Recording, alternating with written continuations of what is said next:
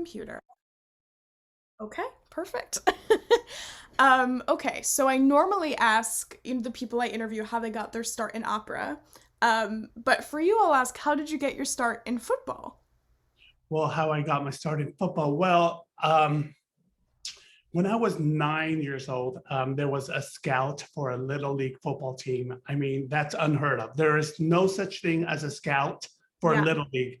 yeah. For college, yes. In high school nowadays, yes. But for a little league team, I guess that team really wanted to win.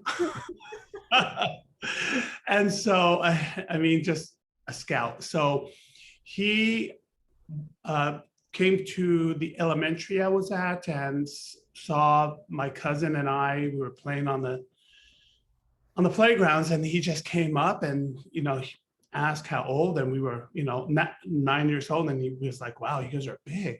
So Mhm. have you guys played football?" So we didn't even know what football was. Right. And so the only thing that we knew, because we came from Polynesia, was rugby. Okay. Yeah. So rugby, and so, but we didn't know what football was. So we invited him. He said, "Well, can I come to your house?" So he followed us you know, to my house, and I'm just thinking back nowadays, it's like you can't do that. Like, to see a stranger on the playground and have a stranger follow you home. It's So my parents came out and the guy introduced himself and it was legit. okay. And so he had me and my cousin join this little league football team. And so we didn't know what to wear to the football practices. So we will show up in flip flops and shorts, but you need cleats. Right. We didn't know what cleats was. So everything was introduced to us that first day. And so that's what started the ball. And so I just kept on playing. And um, growing up in Salt Lake City was really tough because of, we were new to America. We didn't really speak the language. And so I'm the youngest of nine. And so my older siblings would um, quit school to help out mom and dad to pay for bills and all that. And the younger, the older, the ones that are older than me. So I'm going to go. I'm number nine. So you have number 5 and 6. They started working when they were 13, 14. And so they to help out mom and dad. But so I knew that in order for me to go to college, football was the vehicle that I needed to go into college with. Mhm. And so that's what happened. So I just played football all through my high school years and got a scholarship to go to college, and then went to college. And then the good Lord above blessed me to continue on, because after that I got drafted to the NFL by Bill Belichick. Wow. And so when I got to the NFL, I did play around with music when I was in college before I got drafted, and the media caught wind of it. And so in the locker room at the Cleveland Browns, these, sports media will come up to me and say, "Hey, we heard that you sing and you sing opera." And at that time, I was really, because in football, it was just nothing but rock and roll, heavy metal, and rap. Mhm. And so to have a classical singer, it's like, so I wasn't sure Yeah. with it. So I said, "Who told you that?" Mhm. And they're like, "You don't sing?" We heard, and blah, blah. I'm like, "No, no, I don't think so." I denied it. And so for me to sit here now, or 10 years ago, to look back and go, gosh, I should have just owned it. And I know that a lot of the football players would have loved it. They would have enjoyed it, Mhm. because it would have been something different Mhm. and something, just something new and unique. And I think that they would have embraced it. But being a young player, I didn't know, because you had these old timers there, and they were, so you just wanted to fit in. Mhm. And so there you go. Yeah, wow. But you kept music with you throughout all of that I time. did. Okay. I did. I kept music with me, and I think the main reason I kept music with me is because I grew up in a very religious and spiritual home, Mhm. and so that's where how music got started for my brother, and from church. And so, just listening to a lot of the Handel's Messiah when Christmas will roll around, and Okay. Haydn creation, and Mhm. Verdi's Requiem, and to hear all that, I mean, it's just incredible, and that kind of music just uplifts the soul. But it took a while for me to understand that kind of music because I didn't like it at first, Right. but it took a while. Yeah. So when did you start training classically? Were you still playing football? When I was playing football. I trained, but I wasn't really serious in it. Because all of my focus and energy and time was to football. And so when I would have a free time, I would go and take some lessons. And I just played around with it. And then once I got injured from football and I had to leave the sport,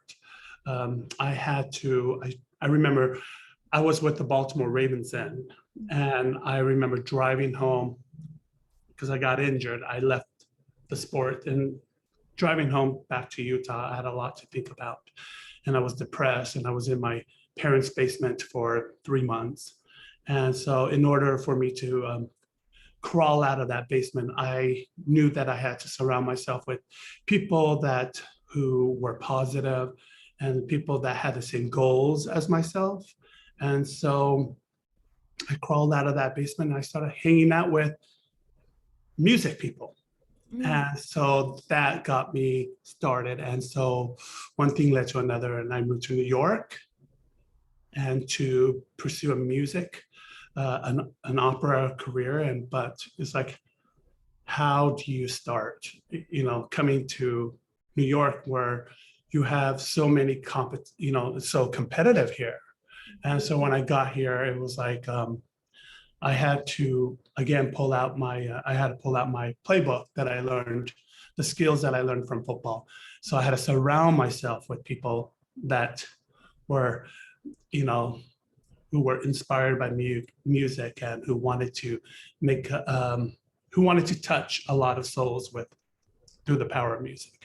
And so I walked around Lincoln Center and I looked at the Met and I looked at Juilliard, but it was like, how do you get there? It's like, and so I walked around. I mean, by then I was already like in my 20s, like late 20s. Mm. And so I was like, how do you get there? And so I looked across the street and I saw all these restaurants across the street from the Met, from Lincoln Center. And I thought, that's how I do it. I'm going to walk into that restaurant. I'm going to get a job. I'm going to be a host. Didn't want to be a waiter. I'm going to be a host so I could sit people. But I knew that a lot of the great singers and directors and would come in and eat.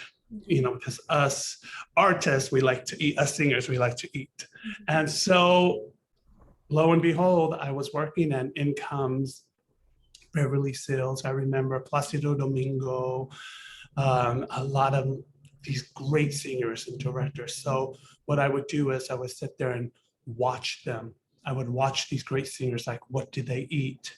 Because I know a lot of times that we have to be careful what we eat because what we eat causes phlegm and we don't want to clear our throat all the time. Yeah. And was watching Domingo one day. It's like the restaurants in New York are really loud. Is he going to use his voice? But I saw him lean in and he just talked in a normal volume, talking volume. And so then I would watch him, like, what did he drink? I know that alcohol dries the vocal cords, especially like for tenors and sopranos, we have to sing so high. And so I watched all that and studied that for 6 long years. And I had to do it. And it was one of those sacrifices. I would leave work. And as I was walking outside out of the restaurant around 2 a.m., tired, but I would look across the street and see Juilliard in the Met. And I'm like, that's the reason why I'm doing it. And so 6 years later, I saw a sign across the street. I was invited to the Met to see Il Trittico and with Stephanie Blythe. And Stephanie Blythe got me the tickets. I don't know how I met her, but it was really awesome. And I went to the dress rehearsal and I saw a big banner outside. It said Dame Kiri to Kanawa. And I thought to myself, oh my gosh, I would love to meet her.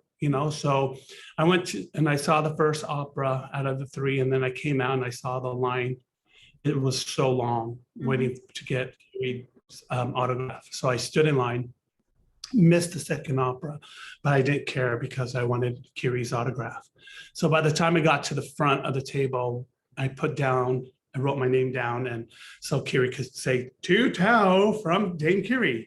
But it didn't happen that way because the line was so long that she was going to just sign her autograph and that was it. But I thought, hey, I waited for an hour and a half, so I really wanted to be personalized. So I put my name down and she looked and saw the name. Obviously, it looks Polynesian, and Kiri's Polynesian, and so she looked up and saw me and said, "Oh, what are you doing here? Do you live here?" And I said, "Yes." And she goes, "What do you do?" And I stood there and I didn't say, "I'm a host at a restaurant." I stood there and I said, "I'm a tenor." And she, "Oh, a tenor." A tenor. And I said, "Yeah." She goes, "Where do you sing?" And I'm like, "Nowhere."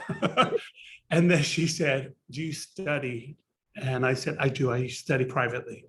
And she goes, "Do you go to school?" And I said, "I don't." And she looked at me and then she goes, "How is it going?" And I said, "Well, it's coming along." And she goes, "It's tough. It's tough to get it started." And I said, "Yeah." And she looked at me, she goes, "Is anyone helping you?" And I said, "No." And she goes, "Can I help you?"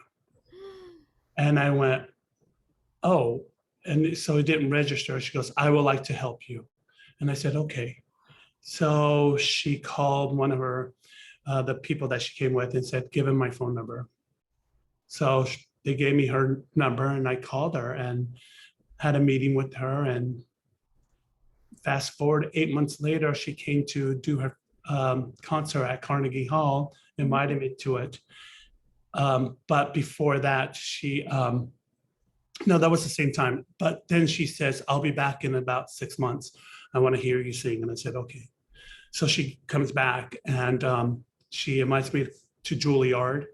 And I had no idea what was going on. And I walked in with her to Juilliard, and there was in this room a pianist and the boss of the vocal department, Brian Ziegler. And so Kiri sat there and said, sing for us." And I went, "Okay." So I sang for them, and then Kiri turned around to Brian. I sang 2 pieces, and Kiri said, "Obviously there's gold there. There's real gold, and there's diamond in the rough." And Brian goes, there is. He goes, and she goes, "So what can we do for him?" So Brian goes, "Well, I can't just give him a scholarship and bring him in. He's going to have to audition like everyone else. We will give him a pass to audition." So I put in my application, and Kiri said, "You have 2 months or a month and a half to learn 5 arias and a monologue. Can you do it?" And I said, "Sure." Yeah. So I went to work and learned the 5 arias and a monologue and went in and I did this audition, and I think there was like 115 applicants, and then boiled down. And then I got a phone call like a month later saying, "Congratulations, you're one of 4 that got in out of 115." And it was for their top program. It was called ADOS when I was there. JOC. Was it JOC? Yeah. Juilliard Opera Center. Yeah. And then it changed to, Like the opera something. Yeah. yeah, it's their top program there. Yes. So yeah. Wow. And so that's how it all started. That is an incredible experience, but also because I think a lot of my generation kind of especially there's a lot of pressure to get to that place at like 18, 17, 19, which is very hard because you're not developed at all. And also what's fascinating about the human voice, it's biology. So I'm Yeah, not going to be where someone else is. And yeah, so it's not possible at 18, yeah. 19, 20. So well, this program is the people that have literally finished Juilliard or their masters and everything. So all these my colleagues that were there, they did all that. So Mm. when I got in, I didn't really know how to read notes or my languages and all that. So Brian Zinger had me go into these classes and just audit and just sit through these classes and learn as much as I can. But I always tell people I was playing catch up when I was in those classes because yes, I had the voice, but I didn't have the skills and of the command of the language and the notes, reading notes and all that. So while they were learning, when they were your age or even younger, learning their solfege, I was learning how to kill the quarterback. And so, now I'm there as earlier. Now I'm like learning the way they were learning at when they were teens. Yeah. Yeah. Wow. Okay. So, in that transitional period, what did you find to be maybe the most challenging, either physically or mentally or emotionally, when going from football to opera? Because there's a lot of very specific things about opera, the way you breathe, the way you carry yourself, the way that, you place your jaw on your tongue and but I don't know football. And so what was that Yeah. like? I think the most challenging part was one of them, because there are many, but I think one that sticks out is just I find that opera and football is such a team sport. Mm. Like everybody plays together. If you miss a tackle, don't worry, someone else is going to make that tackle, hopefully. Mhm. With singing, you have soloists. And so you have a conductor. So you have like individual people that I feel like everybody wants to be the star quarterback. Everybody wants to throw that touchdown pass. So yes, we come as a unit and we sing together and we make great music and we tell a story. But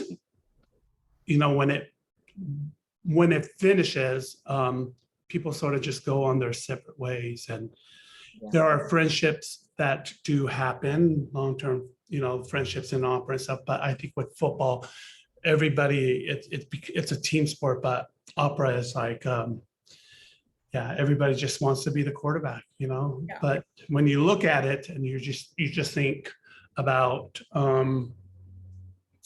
like when I look at it, I feel like the conductor is the quarterback. So he's the one that has to direct everything. So if there was a quarterback, it would be the conductor. Yeah. And the conductor, because he has to hold everyone together, Mm-hmm. orchestra and everybody. And then you just split it up. And then, you have your running backs and wide receivers up there singing. And, but I mean, now, I really enjoy music and I just enjoy, I enjoy looking out and seeing the expression of love Mm-hmm. from the audience. Mm-hmm. I love their energy that they give you. Like, I feel like they're there to have a good time. They're there to enjoy you. They're there to enjoy your talent. Mm-hmm. No one's there to judge you. They just want to have a good time. Yeah. And I find that so rewarding with being a musician Mm. and just making good music, because you could touch so many souls with whatever language one sings in, French, Italian, Russian. They might not understand what you're singing, but they could feel it, Mm-hmm. especially if you put that feeling in it and Mm-hmm. deliver the goods to the audience. Yeah. I was actually telling I just interviewed a conductor a couple weeks ago and he was saying something very similar. Um and I mentioned about my experience, the first time I knew I wanted to do opera was through the festival, actually. And I've been working for them for years and I was in a production of La Boheme and I was in the chorus, but then I had to change backstage and like put on my badge and, get professional again. And I went out to the audience. A woman came and asked me a question, and we got to talking. And I said, why? What made you come? Because that's something we always like to know. Why are you here? Phoenicia is such a small little place that, like, finding yourself there, there's a reason. She goes, oh, I live in the area. I've heard you guys have been around for a while, and I never thought to come, but I had a few seats. I had a few lawn chairs. Tickets are not expensive. Like, I just came and I thought, it's outside, why not? And she goes, I had such a transformational experience. And I said, well, why is that? And she goes, this isn't happy, but then it gets happy. She goes, my husband and son died in a car crash 2 weeks ago. She goes, and I never thought that I could, like, have anyone understand that pain or have my pain be seen. And she goes, and with this story that's being told in La Boheme, she goes, I don't speak the language. She goes, I don't Yeah, know anything about opera. It's my first opera I ever went to, but like he lost me, and I saw my pain up there, and I felt less alone, and I felt like I gained perspective, and like not all my problems are fixed, but this was a beautiful healing experience. And I was like, that's why I want to do this. I was like, that's so. exactly.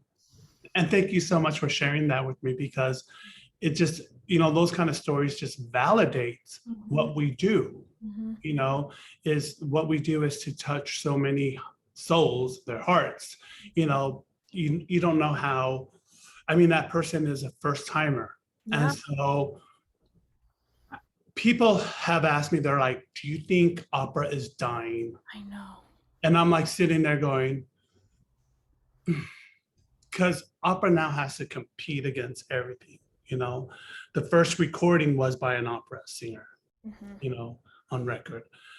I mean, opera has done so much good in this world Mhm. that I find it, um, there's so much going on that it kills opera. Like Mhm. a lot of things kill opera. Yeah. And for me to see it as for me to come in as a, person that came into this, um, just to see from the outside, but also understand from the outside. Um, yeah, there's a lot of things that I just want opera to live on, and I want opera to do good. Mhm. Um, yeah, I think opera is just it's just something special. Yeah. I do too. I Yeah, um I think especially my generation, no one does opera. Like I was the only kid in my high school that did, like no one. It's just not and even when I got into it, I didn't like it. I took lessons cuz I wanted to be a jazz singer and I thought technique, that's what I need to get. yeah. So Um were you in? Did you take choir in high school? I took choir and I did it like a just a talent show to raise money Yeah. at my school, and someone came up to me and said, if you want to sing, get some opera background just so you have the technique. And that's how I got to the festival, and I was part of Maria's community I choir. love it. I love Yeah. it. But that for me, it's like the hard thing is, and especially in high school, is getting guys in choir. Yes. Like you can have a huge section of sopranos and altos, but your tenor section and men's section is really, really low. Yeah, especially in such a small town like where I'm from, like hearing all these kids that, grew up in big cities and they had multiple choirs and men's choirs. I was like, how did you? I was like, Yeah. I wish. Oh God, I wish. But Yeah. it's upsetting. But it was I did choir, thank God, and I did Maria's choir, which was amazing. I was the youngest by like 3 decades out of everyone. You're still young. It's like it was crazy. But I think I have a lot of people say when I tell them I do opera, they're like, "Oh, it's so outdated. It's so old school. It's so, you're dealing with sexism and racism. Like why would you want to do that?" And See, it's like, that's the thing. And I'm just like, art is like, for me, art is art. Like, yeah, it's hard to get into it with people, because it's almost like now opera is like politicized. mhm. Like if you say something, it's like you're almost wrong, or so yeah, that's why I can't really say much. I know. Unless I really know the people, and then you can have a good debate about it. Yes. And without having someone call someone, you know those words that are flying around nowadays. It's like, why can't people just talk about it Mhm. and debate about it, Mhm. rather than being calling something, Yeah. about them. Right. Well, I was asking, when I ask other people this, I get different answers all the time because, going off of what we're saying, I think a lot's changing about the industry. I do think that we're getting younger conductors, female conductors. We're getting a lot of minorities in these big leading roles. Thank God. And I think slowly what's been seen as a very old school, traditional, uptight art form is starting to change. And so, from everyone's perspective, I like to ask, what do they think the future of arts will be? But what would you do if you could change it? It's a kind of a two-parter, but Okay, so what's the first part? what do you think the future of arts? What's What huh? what do you Oh, I think? didn't hear that. Oh, I'm sorry. What do you think the future of arts will be? The future of arts. I think what we need to do is we need to bring it back to the elementary schools, Mm. because I remember, this little kid from the Kingdom of Tonga and first grade, and we had some kind of assembly or something, and we had to sing. And it was my first time just to be there as a little kid, and all little kids just, the teacher just has everyone sing. Yeah. And so boys are not, afraid that they're going to be called a name because they're singing in the choir because the whole class is singing. Right. And then you have cute little kids playing, like bringing in their violins, and it's like out of tune, and they're like, just sighing away. We're missing that in elementary. And I think to bring it back, the government needs to put a lot of money back into the schools, into elementary and junior high, especially when they start changing, like what's so cool. Oh, that's not cool to play the flute. You're a guy, or something like that. It's to pour money back into the school system Mm-hmm. and develop and bring back music Mm-hmm. and keep it going into high school and all that.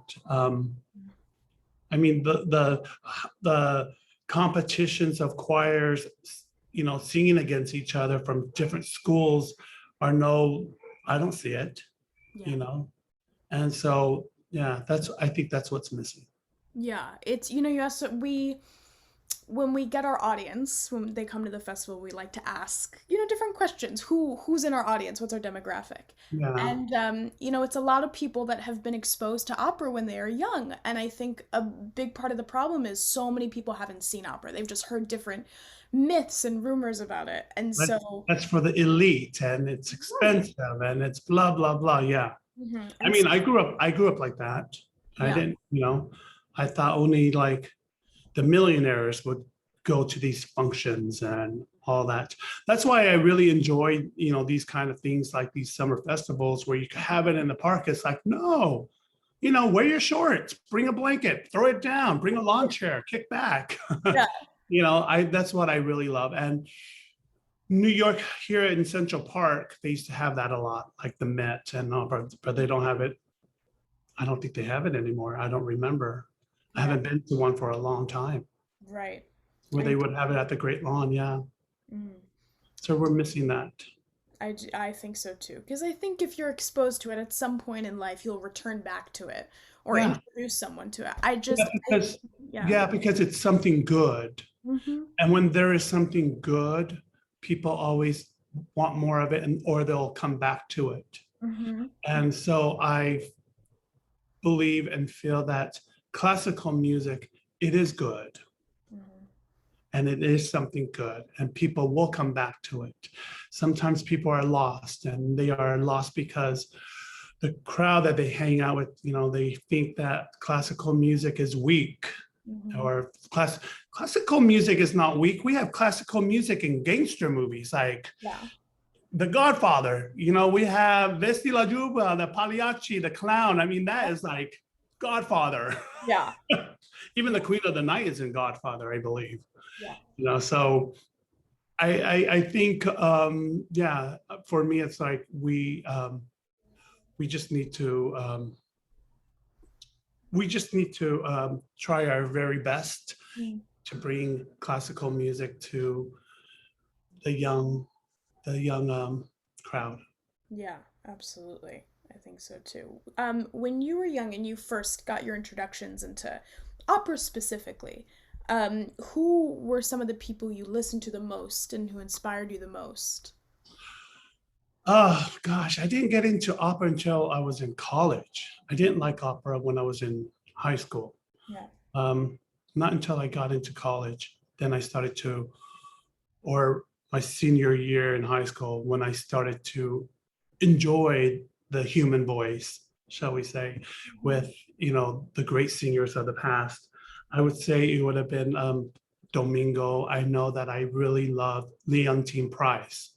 You know, this lady of color was just her the sound and that. I loved listening to Bjorling. Mm. I love Gili. I loved a lot of these old school singers, and so I would listen to a lot of them. Some Kiri and some Kiri because she was Polynesian, Yeah. and I was like, it was so funny because when I started my journey to become an opera singer, my dad said, okay, well, you're going to move to New York. And when you get to New York, go and look up that Maori lady, Kiri. And Mhm. you go up to Kiri and say, Kiri, my name is Tao, and I'm from the Kingdom of Tonga. We're both Polynesians. You should help me. Because my dad said, go and look for Kiri because she's Polynesian and Polynesians help each other. And I'm like, Dad, you can't do that. I mean, this is a mega star. You can't just walk up there and say, hey, we're Polynesian, so help me. Yeah. And so, but I mean, there was Kiri, and then she helped me, you Yeah. know, and I can only imagine a young actor, right? Someone that is aspiring to be an actor, walking up to Dwayne Johnson, The Rock, and say, hey, you're Polynesian, I'm Polynesian. Well, help me. It's just one doesn't do that. But my dad is old school, so So, what was your parents' reaction when you were like, "Hey, mom and dad, I'm gonna be an opera singer"? they didn't know much about it. Mhm. The opera world is pretty brand new for all of us. Yeah. Even when I got in Juilliard, my dad didn't even know what Juilliard was Mhm.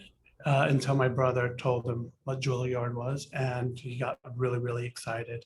Um, they would just listen to the people we would play at home, from Pavarotti to Kiri to Leontine Price, and they would just sit there and comment on like, wow, that voice is amazing. Like, wow, because Polynesian people, we love to sing.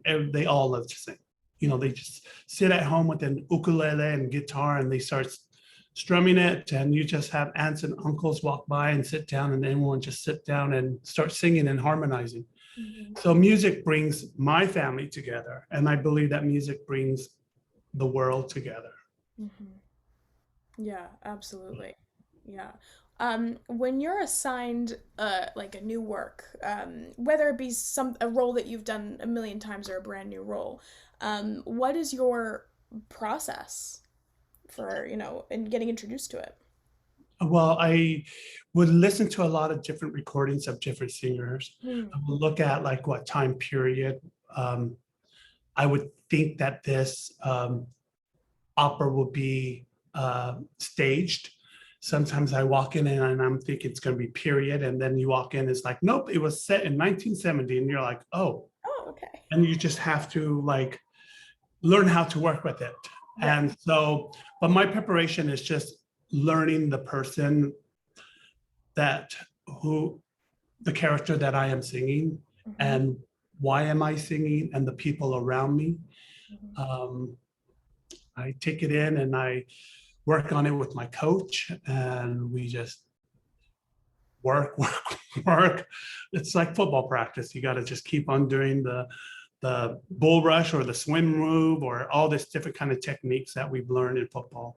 But and that's one thing that football has um, gave me was just the discipline Mm. and being on time. Discipline and on time. And Yeah. so yeah, so when it's time to work, I work, and when it's time to play, I play. Wow. So But I was, yeah. I really study the character, and then I look at when I learn a new role, I tend to learn it backwards from the end to the beginning, like, backwards. Hmm. And so, yeah, Wow. like, yeah, I've done a lot of my roles that way. I learned backwards. Yeah. You're not, I know a lot of artists that do that, and I think that's like so fascinating because Yeah, I wish I could, and it makes a lot of sense why you would. yeah. But I think I get a little like out of order when I do that. I'm it like it. I think the reason why I do it, and because when you learn a roll backwards, for me, everyone is different, is that a lot of times a lot of singers will be tired by the time they get to the end of an opera. But because my mind and my muscle has trained the whole thing of learning backwards, so when I get to that last act, Yeah. it feels like I'm just starting over because my muscle memory and everything is just like, oh, here we go. This is how we learned it. Yeah. And so it's happened to me a lot. So by the time you get to the end, you're just super strong. And people are Yeah. like, wow, you're just so strong at the end. And I think because of that, because I've learned it backwards.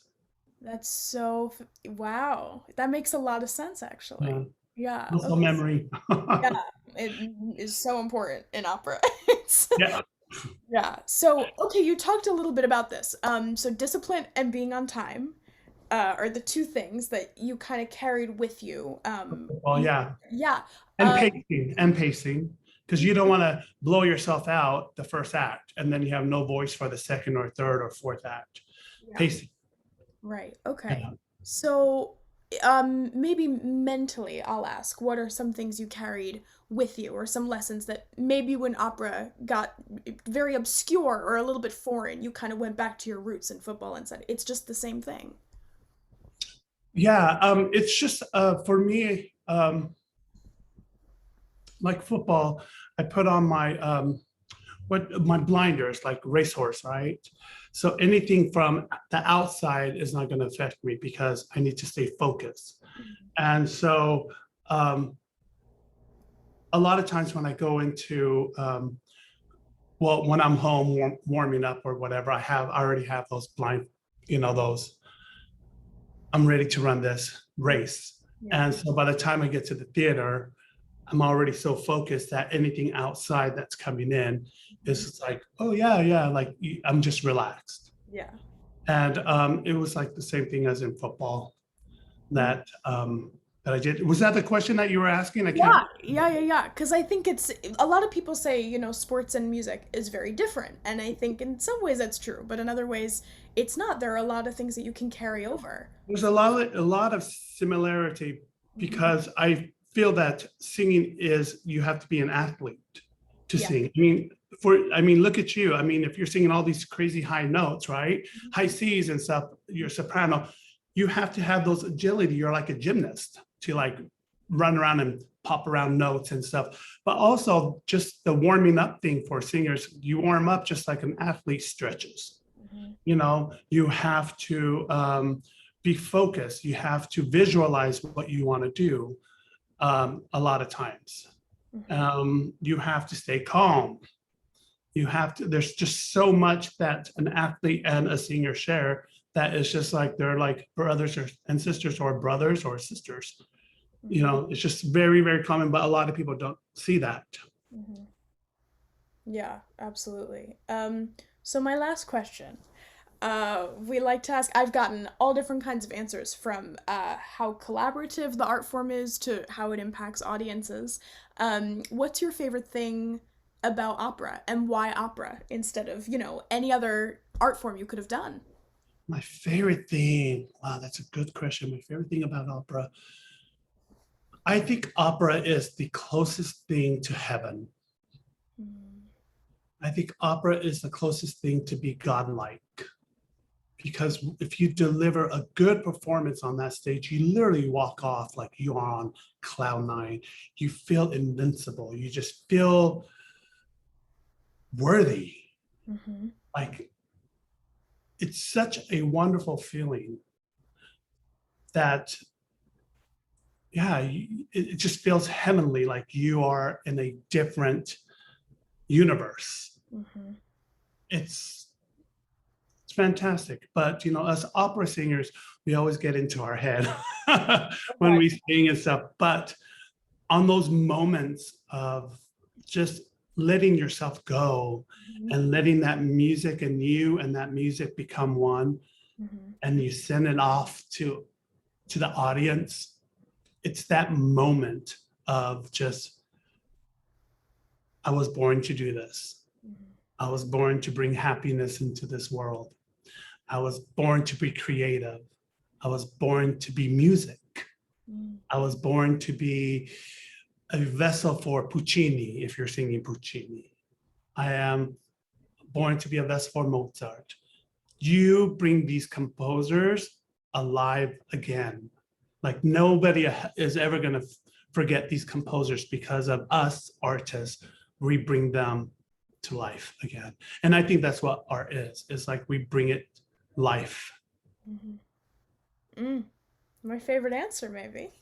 Yeah. That's all I have for you. That's it. Well, thank you. Yeah, that's a hard question. I mean, you gave me so much. Well, thank you. Of course, this